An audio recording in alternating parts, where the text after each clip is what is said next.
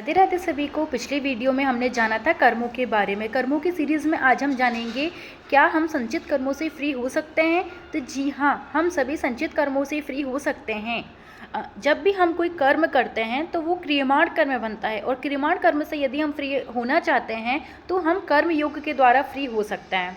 ठीक है, क्योंकि हमारा जो क्रियमाण कर्म है जो कि हमारे द्वारा किया गया है उसका फल हमें तुरंत प्राप्त हो जाता है। पर यदि किसी कारणवश उसका फल हमें तुरंत प्राप्त नहीं हुआ है तो वह संचित कर्मों में जाकर जमा हो जाता है, और संचित कर्मों का जब फल पककर तैयार होता है तो वो प्रारब्ध के रूप में हमारे सामने आता है। और प्रारब्ध को भी हम भोग कर शांत कर सकते हैं। प्रारब्ध या तो अच्छा होगा या बुरा होगा, पर प्रारब्ध को भोग कर शांत किया जा सकता है, और प्रारब्ध को हम ज्ञान योग के द्वारा शांत कर सकते हैं।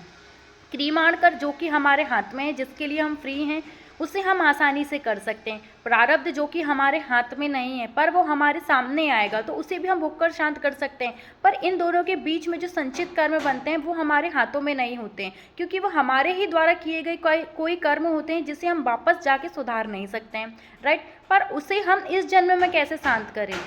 तो संचित कर्मों को शांत करने के लिए हमें ज्ञानाग्नि का सहारा लेना पड़ता है। आने वाले वीडियो में हम जानेंगे ज्ञान योग क्या होता है, भक्ति योग क्या होता है और ज्ञानाग्नि क्या होती है।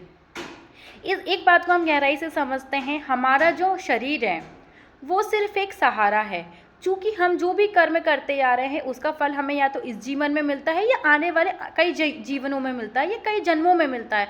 पर हमारे शरीर ने जो भी कर्म किया है, चाहे वो अच्छे हो या बुरे हो, जब तक वो इन सभी कर्मों से मुक्त नहीं होता है तब तक वो शरीर से फ्री नहीं हो सकता है। तब तक हमारी आत्मा किसी न किसी शरीर में प्रवेश करती ही रहेगी। हमारी आत्मा को सभी शरीरों से मुक्ति मिले, इसीलिए हमें मोक्ष की प्राप्ति होना बहुत ज़्यादा ज़रूरी है। अन्यथा हम आने वाले कोई ना कोई जीवन में जन्म लेते रहेंगे, मरते रहेंगे, जन्म लेते रहेंगे, मरते रहेंगे, और हमारी आत्मा संघर्ष करती रहेगी।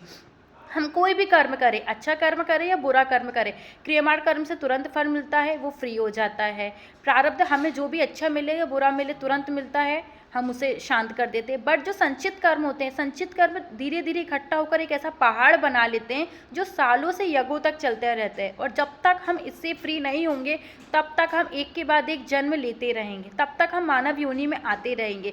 यदि हम मानव योनि से फ्री होना चाहते हैं तो उसके लिए एकमात्र रास्ता बचता है मोक्ष का, और मोक्ष में जाने के लिए हमें ज्ञान योग, अग्नि योग और भक्ति योग, ये तीनों चीज़ को जानना गहराई से बहुत ज़्यादा ज़रूरी है। कर्मों के सीरीज़ में मिलते हैं अगले वीडियो में। राधे राधे सभी को।